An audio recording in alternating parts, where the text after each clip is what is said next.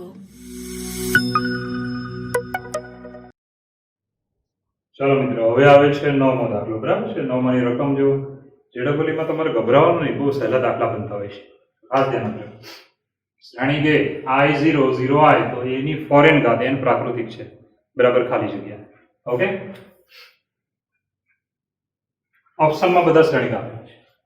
તો પહેલા શ્રેણી કે આપ્યો છે તો હું પહેલા શ્રેણી કે પરથી a સ્ક્વેર બનાવીશ. a સ્ક્વેર a ગુણ્યા a MCQ અને જેડબલી છે એટલે થોડું શોર્ટમાં લખીશ કે I0 0I ગુણ્યા I0 0I. આ એટલે તમારે સંકર સંખ્યા સમજવાની. ચલો આનો ગુણાકાર કરીએ તો શું આવશે? આનો ગુણાકાર કરશો પહેલી આર પહેલો સ્તંભ, ધ્યાન આપજો, ઇઝ ઇક્વલ ટુ, ચલો પહેલી આર પહેલો સ્તંભ I સ્ક્વેર, ચલો પછી બીજી આર પહેલો સ્તંભ 0, પહેલી આર બીજો સ્તંભ એ બી 0, બીજી આર બીજો સ્તંભ I સ્ક્વેર. હવે તમે ભણી ગયા છો I સ્ક્વેર એટલે કેટલા લખવાના? -1. તો સંકર સંખ્યાના નિયમ પ્રમાણે I સ્ક્વેર એટલે -1. ચાલો આ પણ એક શ્રેણિક મળ્યું. હવે સીધું તમારે અહીંયા 4 છે ને એટલે 4 વડે ગુણેલું છે એટલે 4 ઘાતમાં જતા રહેવાનું. તો એની 4 ઘાત બરાબર શું લખવાનું કે a સ્ક્વેર ગુણ્યા a સ્ક્વેર. ચાલો a સ્ક્વેર એટલે આપણે જો સામે બન્યું તે લેવાનું કે -1 0 0 -1 ગુણ્યા -1 0 0 -1.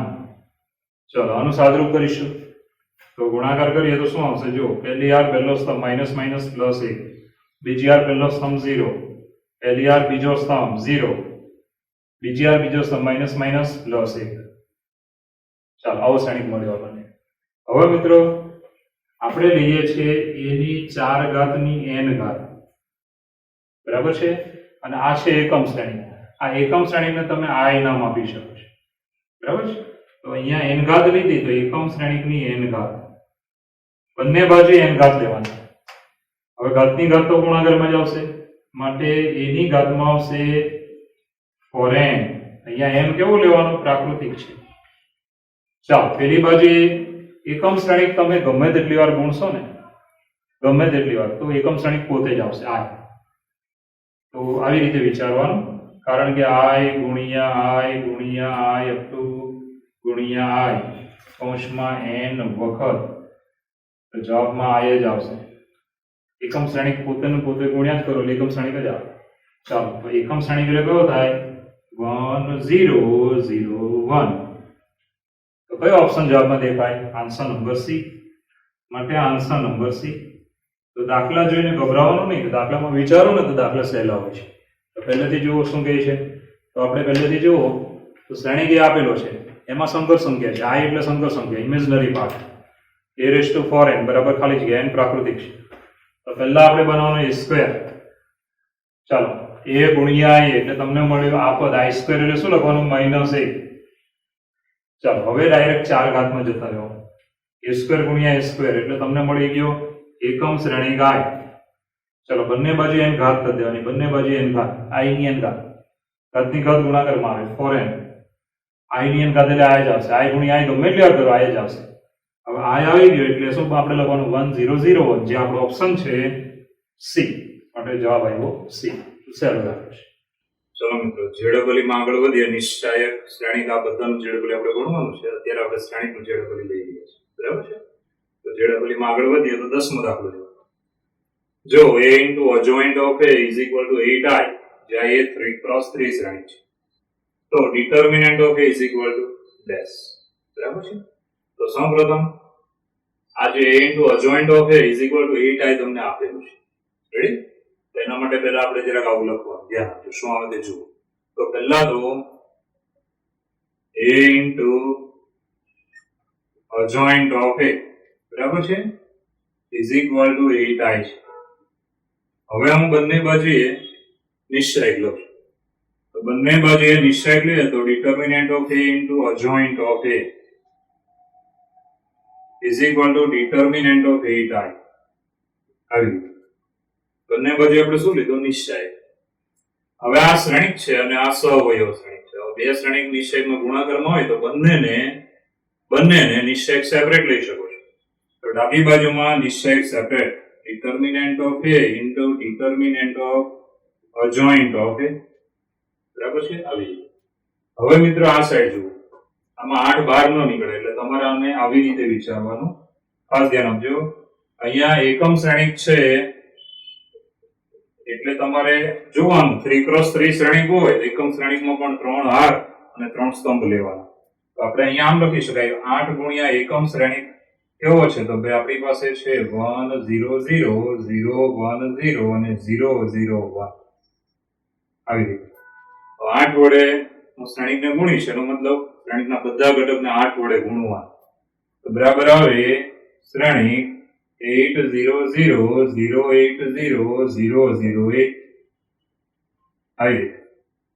હવે મિત્રો જોવાનું નિશ્ચયક લઉં તો શું થાય જુઓ. therefore determinant of 8i is equal to, ચાલો શ્રેણિકનો નિશ્ચયક 8 0 0 0 8 0 અને 0 0 8.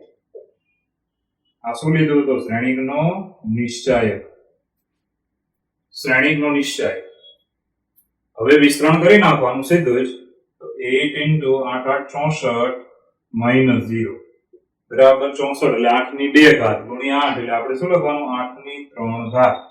તો આપણને આ પદ બરાબર આ મળ્યું. જોઈ લો કઈ રીતે મળ્યું. 8i એટલે એકમ શ્રેણિક 3x3 છે માટે 3r 3 સ્તંભ લેવાના. જો 2x2 હોય તો 2r 2 સ્તંભ લેવાનો. ઓકે, ચાલો 8 વડે બધાને ગુણી નાખો. હવે આપણે નિશ્ચયક લીધો, બંને બાજુ નિશ્ચયક, શ્રેણિકનો નિશ્ચયક. પહેલી હારમાંથી 8 12, બીજીમાંથી 8 12, ત્રીજીમાંથી 8 12 એવું પણ કરી શકો, પણ આપણે સીધું વિસ્તરણ કર્યું કે 8 કૌંસમાં 64 minus 0, 64 એટલે 8 ની 2 ઘાત અને આ એક એટલે કેટલી થઈ 8 ની 3 ઘાત. ઓકે, ચાલો હવે આપણે આ સાઈડ આપણે આ પદ લઈ શકીએ બાજુમાં જુઓ તો 8 ની 3 ઘાત. આવી રીતે. હવે આપણું એક સૂત્ર છે જે તમને બધાને યાદ હોવું જોઈએ. કયું સૂત્ર છે તો યાદ કરજો. સૂત્ર છે આપણી પાસે કે determinant of adjoint of a, ધ્યાન આપજો, is equal to determinant of a raised to n minus 1. આ આપણું સૂત્ર છે. determinant of a raised to n minus 1 ઘાત છે. n એટલે કક્ષા જોવાની. 3x3 હોય તો n બરાબર કેટલા લેવાના 3. તો આ સૂત્ર પ્રમાણે હું આની જગ્યાએ પદ લખીશ, ધ્યાન આપજો. therefore determinant of a into determinant of a ની ઘાતમાં આવે 3 minus 1 બરાબર 8 ની 3 ઘાત. બરાબર છે. આવી રીતે. હવે મિત્રો ચોખ્ખી વાત છે, 3 માંથી 1 કાઢી નાખો 2 વધે, 2 અને આ 1 એટલે કેટલા થઈ જાય 3. ચાલો, તો determinant of a ની 3 ઘાત બરાબર 8 ની 3 ઘાત. ચાલો મિત્રો હવે બંને બાજુએ ઘનમૂળ લઈએ તો આપણને મળશે determinant of a બરાબર 8. અને આમ પણ લખી શકો કે determinant એટલે det of a is equal to 8. determinant of a બરાબર 8. કયો જવાબ આવશે? ચોથો આન્સર દિલ્હી. ચાલો, એટલે ધ્યાન શું રાખવાનું કે જેટલી કક્ષા હોય તે પ્રમાણે n લેવાનું. 3 હોય તો 3 લેવાના, n બરાબર ત્યાં પણ બરાબર છે. એકમ શ્રેણિકમાં 3 હાર 3 સ્તંભ, અહીંયા બી n બરાબર 3. જો 2 હોય તો 2 લેવાના. ઓકે, ચાલો પહેલેથી જુઓ. સારો દાખલો છે આપણો. આ દાખલો IMP છે, બરાબર છે. MCQ માટે IMP છે. પૂછકેટમાં આવે, JEE માં બધે પૂછે. જો into adjoint of a is equal to 8i, જ્યાં a 3x3 શ્રેણિક છે, બરાબર. તો determinant of a એટલે કે શ્રેણિક એનો નિશ્ચય કેટલો થાય? તો આપણે પહેલા તો જે પક્ષ આપ્યો તો તે લખ્યો. બંને બાજુએ નિશ્ચયક લેવાનો. ડાબી બાજુમાં બે શ્રેણી ગુણાકારમાં છે, નિશ્ચયક સેપરેટ આપી શકો. તમે એટલા ગુણાકારમાં સેપરેટ બધાને આપી શકો. જમણી બાજુ માટે આપણે અહીંયા જો 8i, આ એટલે એકમ શ્રેણિક લેવાનો, પરંતુ 3r અને 3 સ્તંભનો 8 વડે બધાને ગુણી નાખો. હવે હું બંને બાજુએ નિશ્ચયક લઈશ, બરાબર છે. આ સાઈડ તો તમારે વિસ્તરણ જ કરી દેવાનું, 8 ની 3 ઘાત આવશે. આની જગ્યાએ લખવાનું 8 ની 3 ઘાત. હવે જે આ પદ છે ધ્યાન આપજો, આ પદ એનું સૂત્ર બની જાય. કેવું સૂત્ર બને? determinant of a raised to n minus 1. n એટલે કેટલા લેવાના 3. જો અહીંયા 2 હોય તો 2 લેવાના, 4 હોય તો 4 લેવાના. n બરાબર 3. હવે મિત્રો 3 માંથી એક જાય 2, 2 ને પાછા 1 એટલે 3. બંને બાજુએ ઘનમૂળ લઈશું એટલે આપણે કેટલો જવાબ મળ્યો 8.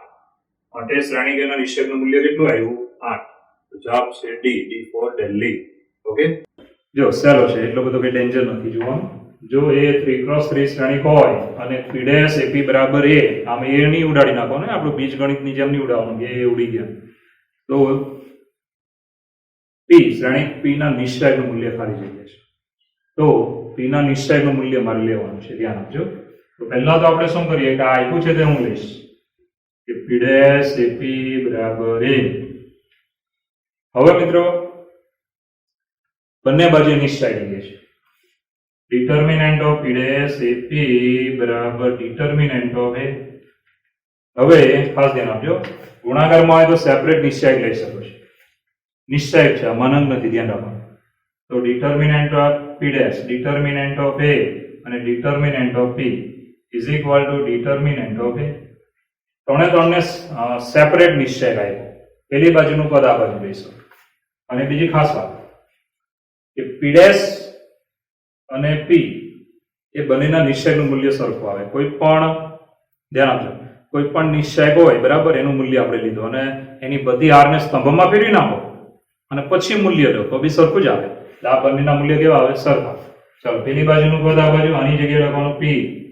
પેલી બાજુનું પદ હું આ બાજુ લઈશ માઇનસ પેલી બાજુ 0, જ્યાં ડિટર્મિનન્ટ ઓફ પી બરાબર ડિટર્મિનન્ટ ઓફ પી ડેશ. બરાબર છે. આગળ વધીએ. હવે તમે જુઓ તો બંનેમાંથી સામાન્ય નીકળે. આ ત્રણ હાથે છે, ધ્યાન રાખવાનું. બંનેમાંથી સામાન્ય કોણ નીકળે? ડિટર્મિનન્ટ ઓફ એ. અંદર શું વધ્યું? તો આ તો વર્ગ થઈ જાય. ડિટર્મિનન્ટ ઓફ પી નો વર્ગ માઇનસ આની જગ્યાએ શું આવે? 1. બંનેમાંથી સામાન્ય નીકળ્યા. હવે જો આ પદ 0 નહીં લે તો આ 0 થશે. માટે determinant of P square minus 1 બરાબર 0, જ્યાં કોને 0 નથી લીધું? તો determinant of A is not equal to 0. ચાલો, 1 પેલી બાજુ determinant of P square is equal to 1. ચાલો, વર્ગમૂળ લઈ લઈશું. તો ધ્યાન આપજો, ડિટર્મિનન્ટ ઓફ પી બરાબર પ્લસ ઓર માઇનસ 1. આના નિશ્ચયનું મૂલ્ય આટલું આવે. પણ શરત આનું પાલન થવું જોઈએ. Determinant of A is not equal to 0 એટલે ગુજરાતીમાં આપણે શું કહીએ છીએ કે શ્રેણિક એ, ધ્યાન આપજો, સામાન્ય શ્રેણિક છે. જે ટેક્સ્ટ બુકમાં તમે ભણ્યા, શ્રેણિક એ કેવો હોવો જોઈએ? સામાન્ય. એટલે આપણી પાસે આ શરત થઈ ગઈ કે જો આ નિશ્ચયકનું મૂલ્ય 0 નહીં હોય તો આનો જવાબ આવો આવે છે. એનો મતલબ આ જવાબ અને પેલી શરત એ તમને આપ્યું છે ડી ઓપ્શનમાં. માટે આપણો જવાબ આવે આન્સર ડી. જવાબ આવે ડી. ઘણા છોકરા ડી ની જગ્યાએ આગળના જવાબમાં જતા રહે છે, આ જવાબમાં જતા રહે, ખોટું પડે. એકવાર જોઈ લો, બંને બાજુ નિશ્ચય સેપરેટ આપી શકો. પેલી બાજુનું પદ આ બાજુ લઈશું એટલે ત્યાં 0 આવે, નિશ્ચય એટલે મૂલ્ય 0 ત્યાં વધ્યું. આ બાજુ પી ડેશ નો નિશ્ચય અને પી નો નિશ્ચય બંનેના જવાબ સરખા જ આવે.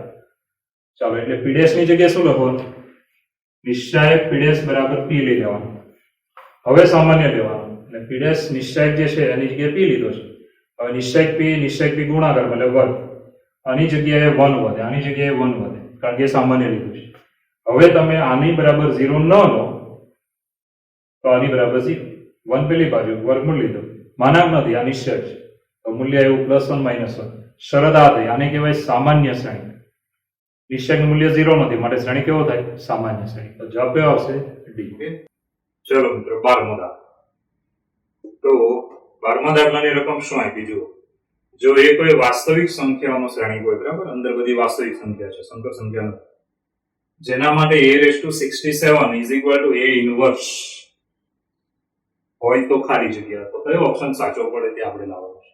પહેલા ઓપ્શનમાં છે determinant of a is equal two +or -1. બીજા ઓપ્શનમાં છે determinant of a is equal to 1. ત્રીજા ઓપ્શનમાં છે a is equal two i.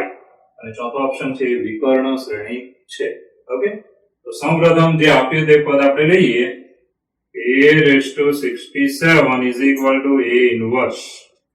ચાલો, હું બંને બાજુએ શ્રેણી a વડે ગુણું છું.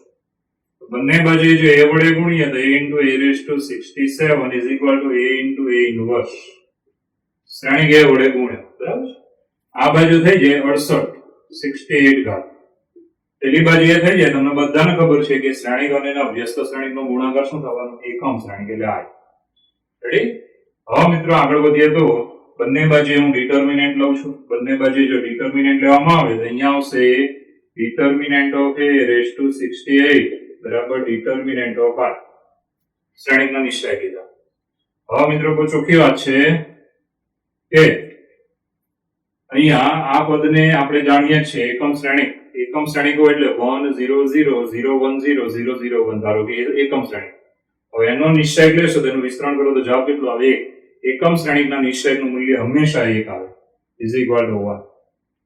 હવે આપણે 68 ઘાત છે એને કાઢવી હોય, એકી ઘાત કાઢો છો એટલે ધન ઋણ એવું લખવાનું માટે ડિટર્મિનન્ટ ઓફ એનું મૂલ્ય આવે પ્લસ ઓર માઇનસ 1. ચલો 68 ઘાત એકી ઘાત કાઢો ત્યારે ધન ઋણ લખવાનું યાદ રાખો. તો કયો જવાબ આવ્યો? આન્સર એ પહેલો જવાબ. ચાલો આન્સર એ. હવે મિત્રો કોઈ ચોખ્ખું છે, ફરી વાર જોઈ લો. એ કોઈ વાસ્તવિક સંખ્યાનો શ્રેણીક હોય તો એની 67 ઘાત બરાબર a ઇન્વર્સ હોય તો ખાલી જગ્યા. તો આ ચાર માંથી કયો ઓપ્શન સાચો પડે છે? તો સૌપ્રથમ a ની 67 ઘાત બરાબર a ઇન્વર્સ. હવે બંને બાજુ a વડે ગુણવાનો, શ્રેણીક a વડે ગુણીએ તો આ બાજુ 68 અને પેલી બાજુ એકમ શ્રેણીક આવી જાય. કારણ તમે જાણો છો, બોર્ડમાં તમે ભણ્યા છો કે શ્રેણીક અને વ્યસ્ત શ્રેણીકનો ગુણાકાર એકમ શ્રેણીક. બંને બાજુએ ડિટર્મિનન્ટ લઈએ છે, નિશ્ચયક, અને માનવની બોલો ના છે નિશ્ચયક. હવે એકમ શ્રેણીકના નિશ્ચયકનું મૂલ્ય કેટલું આવે? બંને બાજુએ 68 ઘાત કાઢી નાખે, એનો મતલબ 68 નું મૂળ લઈએ, 68 ઘાત અને એટલું મૂળ કેન્સલ થઈ જાય, બરાબર છે? ડિટર્મિનન્ટ ઓફ એ વધે. હવે એકી ઘાત કાઢો છો એટલે શું લખવાનું? Plus or minus 1. કારણ કે આની 68 ઘાત કરો તો પ્લસ 1 ની 68 ઘાત 1 થાય, માઇનસ 1 ની 68 ઘાત તો બી 1 જ થાય, માટે પ્લસ ઓર માઇનસ. તો આપણે જવાબ કયો આવ્યો? પહેલો, આન્સર એ. ઓકે, ચલો મિત્રો 13મો એકદમ ઈઝી દાખલો ગણે. જો શું છે? જો in એકમ શ્રેણીક છે, n કક્ષાનો એકમ શ્રેણીક, બરાબર? n is belongs to n. કક્ષા ગમે તેટલી હોય, 2 હોય, 3 હોય, 1 બી લઈ શકો. in inverse is equal two, સૂત્ર છે, ફોર્મ્યુલા છે, અને મોડે રાખજો કે n પ્રાકૃતિક હોય, અને ધ્યાન આપજો તો in નો ઇન્વર્સ તમે જ્યારે લેવા જશો તો એ શ્રેણીક પોતે જ મળે, શ્રેણીક પોતે જ મળે. કયો જવાબ આવે? જવાબ બી, આન્સર બી. ચાલો આવી નાની નાની વાત મોડે રાખવાની કે એકમ શ્રેણીકનો વ્યસ્ત એકમ શ્રેણીક પોતે જ મળે. મગજમાં રાખવાનું, એકમ શ્રેણીકનો વ્યસ્ત એકમ શ્રેણીક પોતે જ મળે, બરાબર છે? તો આ બે MCQ એકદમ સહેલા. ઓકે, ચલો મિત્રો 14મો દાખલો. શું છે 14મા દાખલાની રકમ જોઈને ગભરાવાનું નહીં, કારણ કે આ જેડેબલી છે, આવું બધું ડેન્જર દેખાશે. જો a અને b કોઈ બે શ્રેણીક હોય, a અને b કોઈ બે શ્રેણીક હોય જેના માટે આ સમીકરણનું પાલન થાય છે, બરાબર? જ્યાં આ એકમ શ્રેણીક છે, સમીકરણ કેવું છે? a + b = lambda i. Lambda એટલે કોઈ વાસ્તવિક સંખ્યા હોય તો ખાલી જગ્યા. ચાર ઓપ્શન જુઓ. હવે જનરલી આવા દાખલા પૂછે તો ઘણા લોકો ઓપ્શન જોઈને ગભરાઈ જાય છે, ગભરાવાની જરૂર નથી. ચલો પહેલો, a = μi. મ્યુ કોઈ પણ વાસ્તવિક હોય, b = μi, મ્યુ વાસ્તવિક હોય, a = μi કોઈ મ્યુ માટે, b = μ' i કોઈ μ' માટે. આ મ્યુ અને μ' એ વાસ્તવિક સંખ્યાઓ. d a = μi, જો આ શરતનું પાલન થતું હોય તો a = μi. જો કઈ શરત છે? તો b = μ' i. મ્યુ અને μ' બંને વાસ્તવિક છે. તો કયો જવાબ સાચો પડે છે તેની માટે જઈએ, એની પહેલા આપણે આ સમીકરણને લઈને આગળ વધવા. ચાલો સમીકરણ શું આપ્યું છે? તો a + b = lambda i. Ready? હવે આપણે b ને હું પેલી સાઈડ લઈશ, ધ્યાન આપજો. તો a બરાબર આવશે લેમ્બડા i - b. રેડી? હવે આપણે b બરાબર કયું પદ લઈએ તો ફાયદો થશે? તો બહુ ચોખ્ખી વાત છે, આ પદ લઈએ ને તો ફાયદો થાય. આમાં b છે, બરાબર છે, પરંતુ આમાં શરત સ્વરૂપે છે કે જો આ હોય તો જ, જો આ પદ હોય તો જ આ શક્ય બને, એમ કીધું છે. જ્યારે ઉપરનામાં આના માટે નાના માટે બંને માટે, એવું બંને માટે નહીં. આ શરતનું પાલન કરાવવા જઈએ તો ઓટોમેટિક આવી જવું જોઈએ, આનું પાલન કરાવો તો આવી જવું જોઈએ. જો આનું પાલન કરાવું છે, ધ્યાન આપજો. b ની કિંમત હું અહીંયા લઉં છું, જે આપી દે a = લેમ્બડા i, b બરાબર શું આપ્યા છે અહીંયા જુઓ કે b બરાબર છે μ', જ્યાં b બરાબર છે μ'. રેડી? b બરાબર શું લીધું? μ'. ચાલો હવે આમાંથી આપણે i ને કોમન લઈ શકીએ, માટે a બરાબર શું આવ્યું? તો લેમ્બડા - μ' ગુણ્યા i. હવે લેમ્બડા પણ વાસ્તવિક અને μ' પણ વાસ્તવિક છે. બે વાસ્તવિક સંખ્યાની બાદબાકી વાસ્તવિક જ આવે, જેને નવું નામ આપી દઈશું તો નવું નામ આપીએ તો મ્યુ આપીએ છીએ, મ્યુ આર. જ્યાં શું નામ આપ્યું આપણે તો મ્યુ. કોને આપ્યું તો lambda minus mu dash. Lambda minus mu dash ને લેમ્બડા માઇનસ મ્યુ ડેશ શું નામ આપ્યું? મ્યુ. એટલે તમે જોઈ શકો છો આ પદ આવી ગયું. દેખાય ને? આ પદ કમ્પ્લીટ આવી ગયું. એટલે આ શરતનું જો પાલન કરવામાં આવે તો આ પદ મળે. બાકી કોઈમાં શક્ય નહીં બને. એટલે આપણો જવાબ કયો થયો? ચોથો. માટે એમ કહી શકાય આન્સર નંબર દિલ્હી.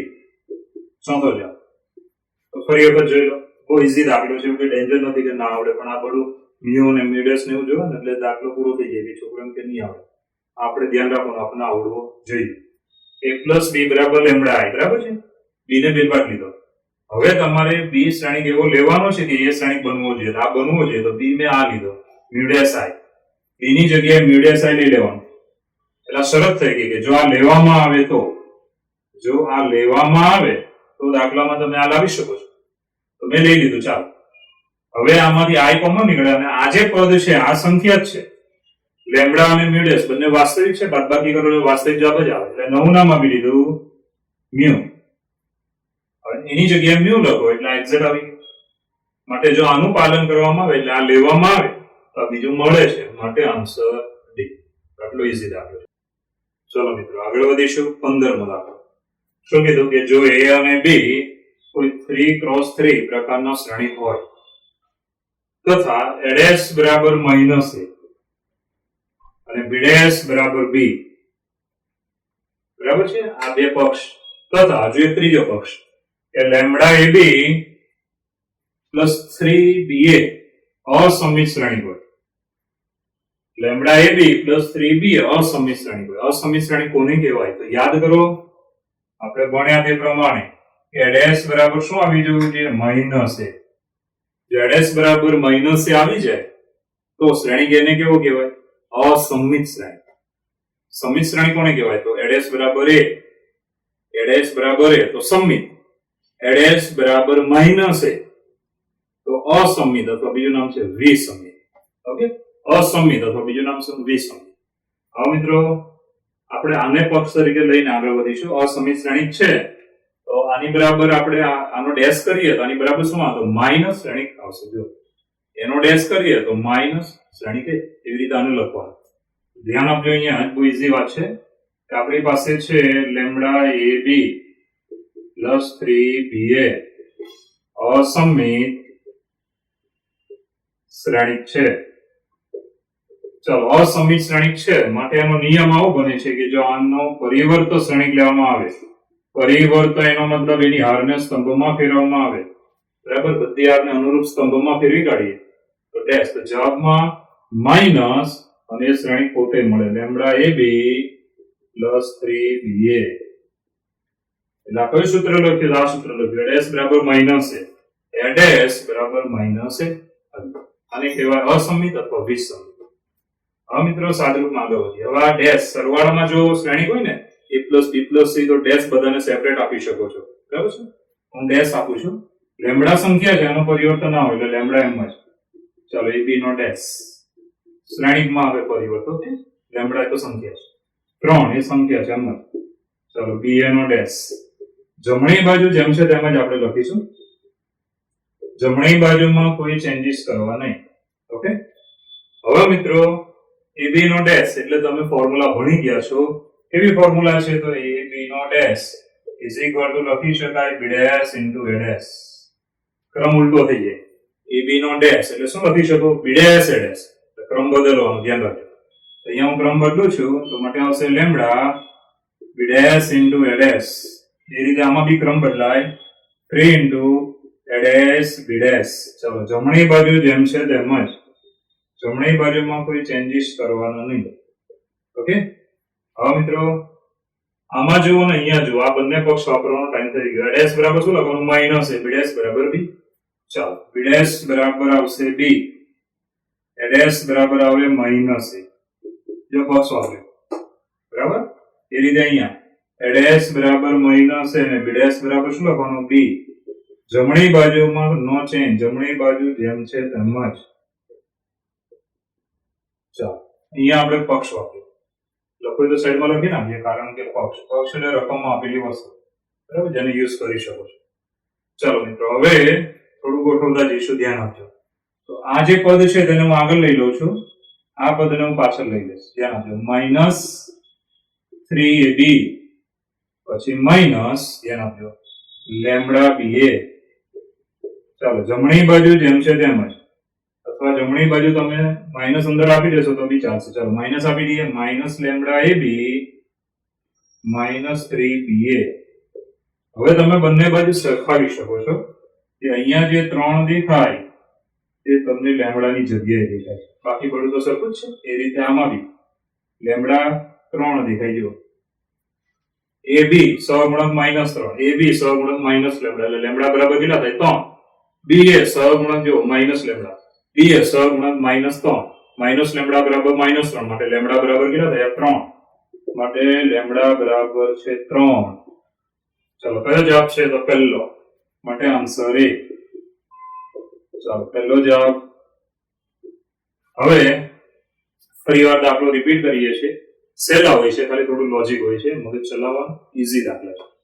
સૌપ્રથમ a અને b કોઈ 3x3 પ્રકારના શ્રેણિક હોય તથા a' બરાબર માઇનસ લઈ શકો અને b' બરાબર b લઈ શકો. અને આ જે આપ્યું છે શ્રેણિક, આને શ્રેણિક કહેવાય. આ શ્રેણિક કેવો છે? અસમિત છે. અસમિત હોય તો a' બરાબર શું લઈ શકો? Minus a. તો આની બરાબર પહેલા તો લખું છું, ધ્યાન આપજો કે આ શ્રેણિક કેવો છે? અસમિત શ્રેણિક છે. અસમિત શ્રેણિક હોય તો આનો પરિવર્ત શ્રેણિક લઈએ. પરિવર્ત એટલે બધી હારને સ્તંભમાં ફેરવવાની. તો પરિવર્ત લઈએ તો અસમિત છે તો શું મળશે? તો પરિવર્ત લઈએ તો આપણને મળે માઇનસ એ શ્રેણિક કોડ.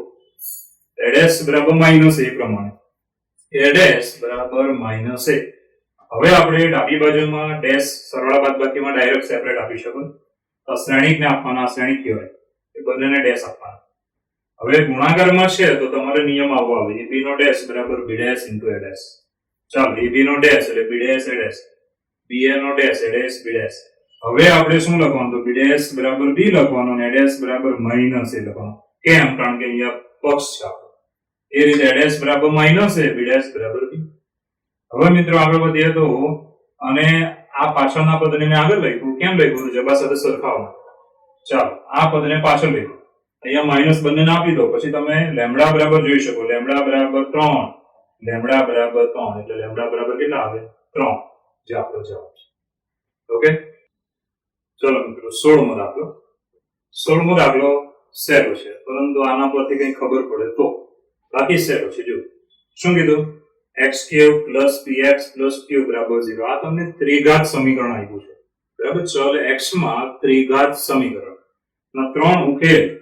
આના 3 ઉકેલ છે આલ્ફા, બીટા, ગામા. તો પછી આ શ્રેણિકનો નિશ્ચય det લખેલું છે, ડિટર્મિનન્ટ લેવાનો. આ શ્રેણિકનો નિશ્ચય લેવાનો, એની બરાબર ખાલી જગ્યા. તો પહેલા તો આ જે સમીકરણ આપ્યું એના 3 ઉકેલ કોણ છે? આલ્ફા, બીટા અને ગામા. તો આપણે આ સમીકરણ જે આપ્યું છે તે છે x³ + px + q બરાબર 0. હવે આમાં તમે જોશો ને તો 3 ઘાત છે, 1 ઘાત છે, આમાં 2 ઘાત નથી આપી. તો આપણે 2 ઘાતનો સહગુણક શું લેવાનો? 0. માટે x³ + 0 * x² + px + q બરાબર 0. હવે તમે જોઈ શકો 3 ઘાત, 2 ઘાત, 1 ઘાત, બરાબર છે, ક્રમમાં ચાલે. તો 2 ઘાત વાળું પદ આમાં નહીં આપેલું, આપણે લઈ લેવાનું એનો સહગુણક 0. તો આના બીજ કોણ છે? બીજ એટલે એના ઉકેલ કોણ છે? આલ્ફા, બીટા, ગામા છે. ના 3 ઉકેલ આલ્ફા, બીટા, ગામા છે. ચાલો, આ સમીકરણના 3 ઉકેલ છે આલ્ફા, બીટા, ગામા. હવે યાદ રાખવાનું કે જો 3 એના ઉકેલ હોય તો એ 3 ઉકેલ એટલે 3 બીજ, એ 3 બીજનો સરવાળો.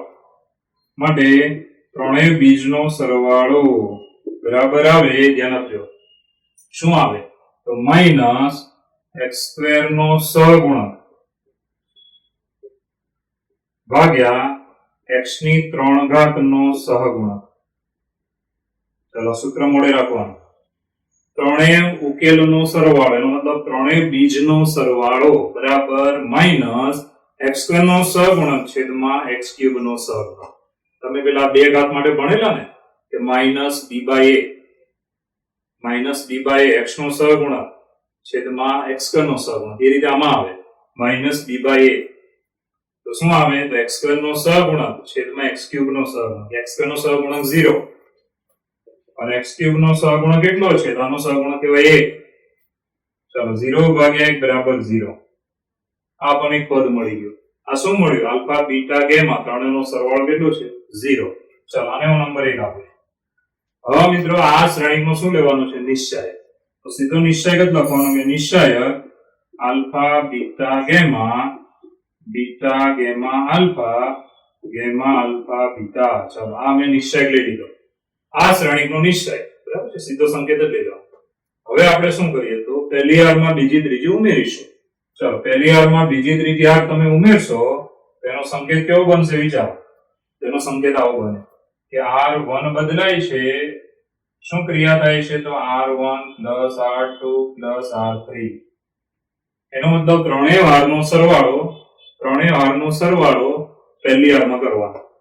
ચાલો આ બે ઘટક આમાં ઉમેરી દઈશું એટલે શું આવ્યું તો alpha plus beta plus gamma.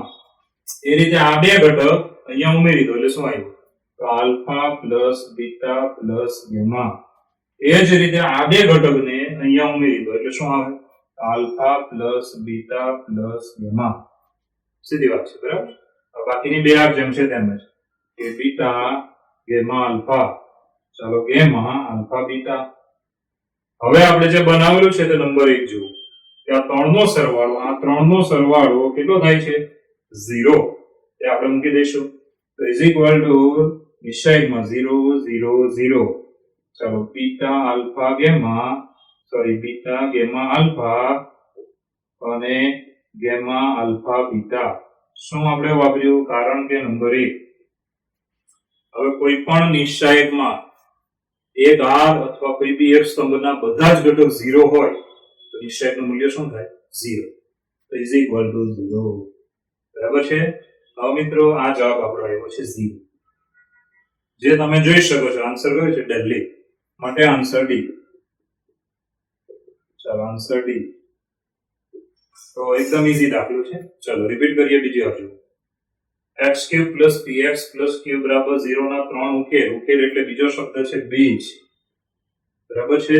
ઉકેલને solution કહેવાય ને બીજને રૂટ કહેવાય.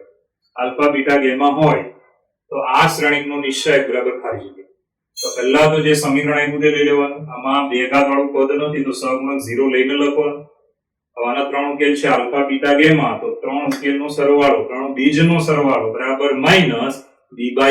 દસમા ધોરણમાં યાદ રાખો -b/a.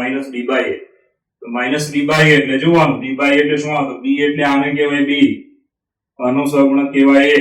આગળ વધો તો આને સહગુણક કહેવાય c. બરાબર. આ સહગુણક છે b, આને કહેવાય c અને આ છેલ્લાને d કહેવાય. જેમ સૂત્ર આપણે 10 માં બને એમ જ બને છે કે -b/a -x² નો સહગુણક છેદમાં x³ નો સહગુણક. ચાલો 0 અને આનો સહગુણક 1 માટે 0. ચાલો આ પહેલા શ્રેણીનો નિશ્ચય લીધો. પહેલી હારમાં બીજી ત્રીજી હારને ઉમેરી દો. આ બીજી ત્રીજી હાર છે એને પહેલી હારમાં ઉમેરી દો. ચાલો ઉમેરી દેશો એટલે પદ આવ્યું alpha plus beta plus gamma. દરેક જગ્યાએ જોઈ શકો. એનું મૂલ્ય થયું નંબર 1 પ્રમાણે 0. તો નિશ્ચયકમાં પહેલી હારના બધા ઘટક 0 છે માટે નિશ્ચયકનું મૂલ્ય શું આવી ગયું 0. માટે આન્સર કયો આવશે